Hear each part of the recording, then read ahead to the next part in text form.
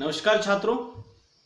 हम पिछले लेक्चर तक प्रश्न पत्र क्रमांक 15 उसमें जो वाणिज्य वित्त व्यवहार ये इकाई दी गई है उसमें नगद विरहित व्यवहार अर्थात डिजिटल जो व्यवहार होते हैं या कैशलेस ट्रांजैक्शन जिसको कहते हैं हिंदी में, उसको नगद विरहित व्यवहार कहा जाता है। उससे संबंधित जानकारी हम ले रहे हैं। इसके पहले हमने पेटीएम के संदर्भ में जानकारी ली है, इंटरनेट बैंकिंग से संबंधित जानकारी ली है। फिलहाल हम पिछले लेक्चर तक भीम ऐप के बारे में जानकारी समझ चुके हैं या उसके बारे में थोड़ी जानकारी देखी है। अब तक हमने भीम ऐप है क्या इसको देख रहे थे और पिछले लेक्चर तक भीम ऐप कैसे काम करता है या भीम ऐप से संबंधित जो महत्वपूर्ण जानकारी है उसको हमने अब तक देखा है। इसमें पहले हमने देखा कि भीम ऐप जो है एनपीसीआई के द्वारा बनाया गया है, डेवलप किया गया है। साथ ही साथ ये यूपीआई आधारित पेमेंट सिस्टम होने के कारण ये बहुत ही सहज और सरल है। उसके बाद दूसरा फायदा हमने देखा कि इसके जरिए तुरंत पेमेंट किया जा सकता है आदि से संबंधित भी जानकारी हमने देखी है। अगली जानकारी हमने देखी कि भीम ऐप के माध्यम से व्यवहार करने के लिए आपको खाता संख्या जानने की जरूरत नहीं है या संबंधित व्यक्ति के अकाउंट नंबर की आपको आवश्यकता नहीं है। अर्थात इसमें आप मोबाइल नंबर, आधार कार्ड नंबर या फिर यूपीआई आईडी या फिर उसको कह सकते हैं कि ईमेल आईडी के जरिए वर्चुअल एड्रेस भी बनाकर जो है हम पैसे भेज सकते हैं। तो इसके लिए अपना अकाउंट नंबर या दूसरे का अकाउंट नंबर जानने की आवश्यकता नहीं है। इस दृष्टिकोण से अगर विचार किया जाए तो ये बहुत सुरक्षित है। साथ ही साथ अगली जो सुविधा है इसमें पैसे मांगने की भी सुविधा वहां पे दी जाती है। मतलब आपको किसी से पैसे पाने हैं या किसी के पास आपकी उधार बाकी है तो आप भीम ऐप के माध्यम से नोटिफिकेशन भेज सकते हैं और उसके जरिए अगर वो व्यक्ति उस नोटिफिकेशन को क्लिक करता है और उसको अप्रूव करता है तो समझ लीजिएगा कि उसके अकाउंट से अपने आप पैसे जो है वहां पे आपको वापस मिल जाते हैं। मतलब उधार पाने का एक आसान तरीका भी भीम ऐप हमें मुहैया कराता है। इससे आगे की जानकारी हम आज देखेंगे। अर्थात अब तक हमने ये सब कुछ देखा है, इसके आगे और क्या जानकारी है भीम ऐप हमें और कौन कौन सी महत्वपूर्ण जानकारी उसके बारे में जाननी है, इसको थोड़ा सा देखेंगे। अगला महत्वपूर्ण मुद्दा यह है कि या अगली महत्वपूर्ण जानकारी यह है कि मोबाइल नंबर के आधार पर वीपीए चलता है। मतलब देखिएगा कि जैसे कि मैंने अभी बताया था ऊपर की वर्चुअल पेमेंट, इससे एड्रेस के जरिए भी आप बिना खाता नंबर जाने ही पैसा दूसरे के अकाउंट में ट्रांसफर कर सकते हैं। मतलब वर्चुअल पेमेंट के जरिए या वर्चुअल एड्रेस के जरिए भी वहां पे पेमेंट भेजा जा सकता है। भीम ने इस सुविधा का लाभ उठाना और आसान कर दिया है और भीम ऐप इस्तेमाल करने वाले हर व्यक्ति को एक रेडीमेड वीपीए मिलता है। वीपीए मतलब वर्चुअल पर्सनल एड्रेस जिसको कहा जाता है। अर्थात ये वीपीए जो है वर्चुअल पर्सनल एड्रेस अर्थात भीम ऐप के जरिए ये बाय डिफॉल्ट हमारे यहाँ पे अकाउंट पर ये आ जाता है और उसके माध्यम से आप जो है पैसे लेन देन कर सकते हैं। और ये वीपीए उसके प्रत्येक के मोबाइल नंबर पर आधारित बनाया जाता है। मतलब जो भी आप मोबाइल नंबर दे देते हैं तो उसके आधार पर ये वीपीए बनाया जाता है। अर्थात भीम ऐप जो है बाय डिफॉल्ट इसको जनरेट करता है। आप इसको बदल भी सकते हैं। मतलब वीपीए अगर बनाना आपको नहीं आ रहा है तो भीम ऐप के जरिए भी ये दे दिया जाता है। अगर आप इसको बदलना चाहते तो भी आप इसको बदल सकते हैं। तो इस तरह से ये वीपीए जो बनता है वो मोबाइल नंबर को जोड़कर बनता है। जैसे अगर आपका मोबाइल कोई भी है, मतलब कोई भी आपका मोबाइल नंबर जो आता है और उसमें वीपीए जोड़ा जाएगा और उसके आगे @UPI इस प्रकार से वो बनता है। इस फॉर्मूले से आप अपने किसी भी परिचित का वीपीए जान सकते हैं। मतलब मान लीजिएगा कि मेरा नंबर है 70 20 68 74 47 या 47, तो ये जो नंबर आ जाता है तो उसके आगे मैं @ लिखूंगा और यूपीआई अगर इतना लिख दिया तो मेरा वर्चुअल एड्रेस वहां पे तैयार हो जाता है। तो इसके जरिए इस फॉर्मूले के तहत आपके पास कोई भी मोबाइल नंबर है उसके आगे @ जोड़िए और उसके आगे यूपीआई जोड़ दीजिएगा, उसका वर्चुअल एड्रेस आपको मिल जाएगा।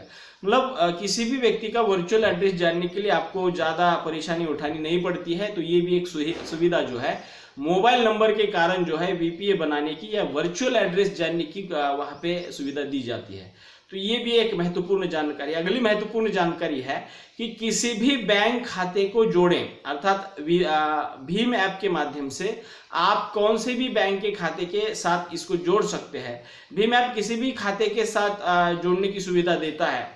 दरअसल अगर आप अपने खाते से किसी को पैसा ट्रांसफर करना चाहते हैं, मतलब पैसे भेजना चाहते हैं, तो उस खाते को भीम से जोड़ना होगा। मतलब पैसे ट्रांसफर करने के लिए संबंधित खाते को अगर आप भीम से जोड़ देते हैं तो भीम में आप अपने किसी भी बैंक खाते को जोड़ सकते हैं।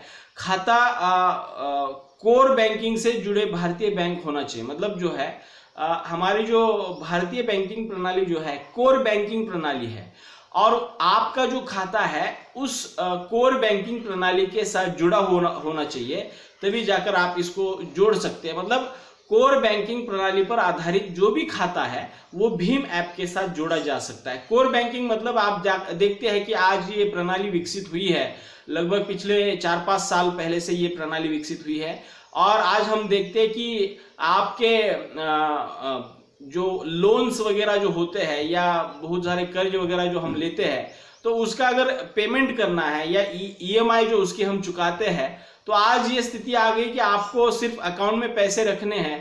रात के 12 बजे 2 बजे किसी भी समय जो है इस कोर बैंकिंग प्रणाली के कारण जो है ईएमआई अपने खाते से संबंधित तारीख को या संबंधित तिथि को जो है कट जाता है। तो यही कोर बैंकिंग प्रणाली है।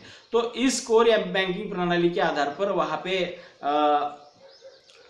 उस खाते को जोड़ा जा सकता है, और भीम ऐप के साथ वो खाता जोड़ने के लिए वो कोर बैंकिंग वाले बैंक के साथ ये खाता आपका होना चाहिए। तो इस तरह से किसी भी खाते को आप इस तरह से जोड़ सकते हैं। साथ ही साथ अब एक साथ कई बैंक खाते जोड़े जा सकते हैं। मतलब ऐसा नहीं है कि भीम ऐप के साथ एक ही खाता जोड़ दिया काम हो गया, लेकिन आप उसके जरिए जो है कई सारे बैंकों के खाते भी वहां पे जोड़ सकते हैं। देखते हैं कि हम अपने भी 2-3 अकाउंट जो है वहां पे होते हैं, और उन सभी अकाउंट को जो है भीम के ऐप के साथ जोड़ सकते हैं। अगर आप कई बैंक के खाते जोड़ सकते हैं, लेकिन पैसा ट्रांसफर करने के लिए किसी एक खाते को डिफॉल्ट खाता तय करना होगा। मतलब आपको अगर सब भीम ऐप से व्यवहार करने हैं तो डिफॉल्ट खाते के तौर पर ये खाता उसमें से चुनना होता है। मतलब 3-4 आपने भले ही खाते जोड़ रखे हैं, उसमें से एक अकाउंट जो है आपको डिफॉल्ट अकाउंट के तौर पर वहां पे जोड़ना होता है या तय करना होता है। आप जब चाहे अपने डिफॉल्ट खाते को बदल सकते हैं। मतलब डिफॉल्ट खाता बदलने के लिए मतलब 3-4 अकाउंट है, कोई तो एक अकाउंट उसमें से डिफॉल्ट अकाउंट रहेगा, क्योंकि जिससे पैसे जाने वाले हैं, कटने वाले हैं। और ऐसा नहीं कि एक बार डिफॉल्ट खाता तय कर लिया दूसरा कर नहीं सकते। तो ऐसा भी है कि वहां पे आपने मान लीजिएगा कि बैंक ऑफ महाराष्ट्र का डिफॉल्ट खाता तय किया, तो बाद में बैंक ऑफ इंडिया का भी इसको बना सकते हैं। तो कोई तो एक आपका अकाउंट जो है डिफॉल्ट अकाउंट वहां पे होना जरूरी है। तो इस तरह से ये काम करता है। साथ ही साथ ध्यान रखने वाली बात यह है कि भीम ऐप सिर्फ वही खाते जोड़ सकता है जिनसे आपका मोबाइल नंबर जुड़ा होगा। मतलब भीम ऐप जो काम करता है वो मुख्यतः मोबाइल नंबर के आधार पर काम करता है, और भीम ऐप के साथ जोड़े जाने वाले जितने भी अकाउंट है वो सभी के सभी उन अकाउंट के साथ मोबाइल नंबर अगर जुड़ा हुआ है वही भीम ऐप के साथ अकाउंट जुड़ सकता है। तो ये पूरा सिस्टम मोबाइल नंबर को केंद्र में रखकर काम करता है। इतना ध्यान में रखिएगा कि ये भीम ऐप जो है, ये पूरी प्रणाली जो है आपके मोबाइल नंबर आधारित काम करती है, या मोबाइल नंबर के संबंधित ये सभी प्रक्रिया चलती है। तो इस तरह से किसी भी बैंक खाते को जोड़ सकते हैं भीम ऐप के माध्यम से। अगला जो फायदा है भीम ऐप का ये है कि सीधे बैंक खाते में जाता है पैसा। मतलब भले आप ये प्रणाली जो है मोबाइल नंबर के सहारे इस्तेमाल कर रहे हैं, लेकिन आप अगर पैसे भेज रहे हैं तो वो किसी के बैंक अकाउंट में ही चले जाएंगे। कैसे, देखिए, भीम और यूपीआई आने से पहले भी कई मोबाइल वॉलेट तुरंत पैसा ट्रांसफर कर रहे थे। मतलब इसके पहले जो मोबीक्विक ऐप था, पेटीएम था, फोन पे है, अर्थात बहुत सारे मार्केट में उपलब्ध जितने भी पैसे ट्रांसफर करने के जो एप्लीकेशन है वो मौजूद थे, लेकिन वहां पे उनकी जो सिस्टम थी कि एक अकाउंट से भेजे गए पैसे सीधे अकाउंट में नहीं चले जाते थे। वो पहले क्या होता था कि एक अकाउंट से कटे हुए पैसे पहले उस ई वैलेट में चले जाते थे और ई वैलेट से बाद में उस अकाउंट में चले जाते। तो भीम ऐप में ऐसा नहीं है, सीधे अकाउंट से अकाउंट पैसे ट्रांसफर किए जाते हैं। तो देखिए कि भीम और यूपीआई आने से पहले भी कई मोबाइल वॉलेट तुरंत पैसा ट्रांसफर कर रहे थे, लेकिन इसके लिए पहले पैसा खाते से निकलकर वॉलेट में डालना होता था। मतलब मान लीजिएगा कि फोन पे है तो अपने अकाउंट से पैसे निकालना और वॉलेट में डालना, और वॉलेट से फिर आपको जहां पे भेजने हैं वहां पे वो पैसे चले जाते थे। लेकिन भीम ऐप में वैसा नहीं है, आप सीधे अकाउंट टू अकाउंट वहां पे पैसे भेज सकते हैं। दूसरी तरफ भी पैसा पहले वॉलेट में आता था, इस पैसे को इस्तेमाल करने के लिए एक बार फिर बैंक अकाउंट में डालना होता था। भीम ने इस चक्करदार रास्ते को सीधा कर दिया। अर्थात भीम जो प्रणाली है इसके माध्यम से हुआ ये कि ये जो कुछ प्रक्रिया चल रही थी, इसको घुमा फिरा कर काम करने की जो स्थितियां बनी हुई थी, भीम ने उसको समाप्त कर दिया और सीधे अकाउंट टू अकाउंट पैसे ट्रांसफर करने की जो सुविधा जो है भीम ऐप ने हमें दी है। पैसा एक खाते से सीधे दूसरे खाते में ये चला जाने की जो प्रक्रिया है, इस वजह से भीम ऐप जो है आसान बन जाता है और इस वजह से ये आज लोगों में लोकप्रिय भी बनता गया है। मतलब इसके लिए कोई भी नुकसान नहीं है या फिर कोई ऐसा असुरक्षित तरीका नहीं है जिसके जरिए ये पैसे कहीं दूसरी जगह चले जाए। तो इस तरह से सीधे बैंक खाते से पैसे जो है दूसरे बैंक में खाते में चले जाने के कारण ये अत्यंत लाभदायक है, सुविधाजनक है।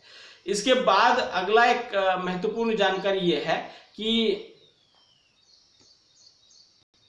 इसमें क्यूआर कोड प्रणाली भी आ गई है। क्यूआर कोड सहित जो सहूलियत मिलती है, क्यूआर मतलब जानते हो क्विक रिस्पांस जिसको कहते हैं, quick response code, QR code.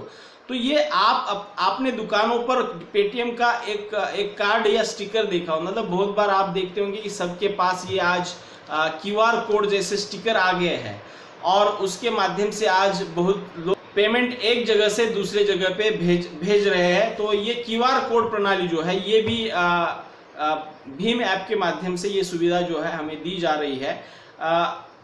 इसमें एक वर्ग के अंदर आड़ी टेढ़ी लाइनें बनी हुई थी। मतलब क्यूआर कोड मतलब क्या होता है कि इसमें आपने देखा होगा कि वो काले रंग का होता है, उसमें आड़ी टेढ़ी लाइंस बनी होती है। वो एक विशेष प्रकार की मान लीजिएगा कि चौकोन के आकार में ये आता है। तो इस वर्ग को हम तो नहीं पढ़ पाते, लेकिन हमारा स्मार्टफोन समझ लेता है। मतलब वो जो भी कुछ क्यूआर कोड है हम अपने आंखों से तो देख सकते हैं, इसको समझ नहीं सकते, लेकिन हमारा स्मार्टफोन जो है उसको समझता है। दुकानदार इस कोड को इसलिए लगाता है ताकि आपका इस्तेमाल करके उसे तुरंत पैसा ट्रांसफर कर दे। मतलब जो है इसको स्कैन करना होता है और उसके इस्तेमाल से पैसे तुरंत जो है भेज सकते हैं। क्यूआर कोड में एक तरह से उसका अकाउंट नंबर लिखा जाता है। मतलब क्यूआर कोड जो होता है, मान लीजिएगा कि एक प्रकार से आपका प्रोफाइल है, संबंधित व्यक्ति के बारे में वहां पे अकाउंट नंबर, नाम वगैरह जानकारी दी जाती है और वो वहां पे लिखा जाता है। जब हमारा फोन उस कोड को स्कैन करता है तो उसे दुकानदार के बारे में पता चल जाता है। इस तरह से आप बिना दुकानदार की डिटेल जाने सीधे पैसा ट्रांसफर कर सकते हैं। मान लीजिए किसी किराना की दुकान में आप चले गए हैं और संबंधित दुकानदार ने क्यूआर कोड का वो प्लेट वहां पे रखा है, तो आप अपने मोबाइल के जरिए उसको स्कैन करके जो है दुकानदार को बिना अकाउंट नंबर पूछे, उसका नाम पूछे जो है सीधे उसके जितना भी बिल हुआ है आप उसको जो है उसके अकाउंट में भेज सकते हैं और संबंधित व्यक्ति को भेजे हुए पैसों का मैसेज जो है वो दे सकते हैं। तो इस तरह से ये क्यूआर कोड आधारित प्रणाली जो है अत्यंत सहज है। भीम का क्यूआर कोड भी इसी फॉर्मूले पर काम करता है। भीम ऐप के जरिए आप भी अपना कोड बनाकर दुकान में चिपका सकते हैं। मतलब आप भी अपना खुद का क्यूआर कोड जो है बनाकर दुकान में चिपका सकते हैं। कोई भी शख्स किसी भी यूपीआई ऐप का इस्तेमाल करके सीधे आपके खाते में पैसा ट्रांसफर कर सकता है। मतलब किसी भी खाते में जो है इस यूपीआई ऐप का इस्तेमाल करके पैसा ट्रांसफर कर सकता है। आप इस कोड को डिजिटली भीम के साथ हर यूपीआई ऐप में क्यूआर कोड बनाने और उसको रीड करने की सुविधा भी यहाँ पे मिलती है। साथ ही साथ डिजिटल किसी भी ये जो कोड होता है वो डिजिटली किसी के भी पास भेजा जा सकता है। आप चाहे तो पैसे की मात्रा तय करके भी कोड बना सकते हैं। मतलब कैसे पैसे आपको इस ऐप के माध्यम से कितने रुपए तक का व्यवहार करना है, उसकी भी एक लिमिटेशन जो है तय की जा सकती है। तो इस तरह से क्यूआर कोड आधारित भी काम करता है, इसलिए ये बहुत सहज है। और साथ ही साथ अगली महत्वपूर्ण जानकारी है और महत्वपूर्ण फायदा ये है कि भीम ऐप जो है पूर्णतः मुफ्त है, फ्री में मिलता है। इसके लिए आपको बाजार से खरीदना नहीं होता है, या ये आप मुफ्त में इसको इस्तेमाल कर सकते हैं। जी हाँ, ये मुफ्त है। पैसा ट्रांसफर करने की ये सबसे आधुनिक सुविधा पूरी तरह से मुफ्त है। देश में डिजिटल लेन देन को बढ़ावा देने के लिए एनपीसीआई इस सिस्टम को मुफ्त दे रही है। मतलब एनपीसीआई के जरिए इसको मुफ्त में इस्तेमाल करने के लिए जनता को दिया गया है। बैंक में फिलहाल इसके लिए कोई पैसा नहीं लेते, हालांकि बाद में कोई बैंक इसके लिए चार्ज कर सकता है। मतलब आज तो ये इस्तेमाल या लेन देन जो है भीम का बढ़ाने के लिए ये फ्री में दिया जा रहा है, लेकिन जब बाद में इसके संदर्भ में बहुत सारे बदलाव हो सकते हैं, बाद में बैंक इसके लिए चार्जेस लगा सकता है, लेकिन भीम ऐप तो फिलहाल मुफ्त ही रहने वाला है। मतलब आज अगर देखेंगे तो भीम ऐप आज तो मुफ्त ही है, क्योंकि इससे एनपीसीआई ने इसे तो है एनपीसीआई ने अर्थात भारत सरकार का ये उपक्रम है, और उसने बनाने के कारण जो है सरकार की ओर से मुफ्त में ये दिया जा रहा है। अगर कभी भविष्य में इस पर चार्ज लगा भी तो वो बहुत कम होगा। मतलब अगर चार्ज लगाने की अगर बात की जाती है तो इसके ऊपर लगने वाला चार्ज भी बहुत कम होगा, क्योंकि इस सिस्टम की लागत 50 पैसे प्रति ट्रांजैक्शन से भी कम है।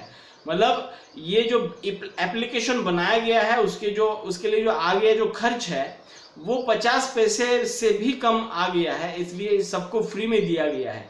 भीम ऐप से जुड़ी किसी भी समस्या के लिए आप किसी भी कस्टमर केयर पर भी संपर्क कर सकते हैं। मतलब इस एप्लीकेशन के कस्टमर केयर या ग्राहक सुविधा केंद्र जो होते हैं उन्होंने नंबर दिए हैं, तो उनके ऊपर आप किसी भी समस्या को लेकर या निराकरण के लिए उनको संपर्क कर सकते हैं। हालांकि उसके पहले अगर आप यूपीआई की शर्तों को समझ लेंगे तो बेहतर होगा। मतलब ये सब कुछ करने के लिए आपको सबसे पहले ये भीम ऐप इस्तेमाल करने के जो भी कुछ शर्तें हैं या उसके नियम वगैरह है तो उसको समझना होगा। क्या आपको पता है कि एनएफटी, आईएमपीएस, आरटीजीएस के जरिए पैसा ट्रांसफर करने में चार्ज लगता है। मतलब ये जो हम देखते हैं कि एनईएफटी करेंगे, आरटीजीएस करेंगे, आईएमपीएस करेंगे तो भी वहां पे चार्ज लगता है, लेकिन भीम ऐप में पैसे भेजने के लिए पैसे देने नहीं पड़ते। इस तरीके में जितना ज्यादा पैसा ट्रांसफर करेगा चार्ज उतना ही बढ़ जाएगा।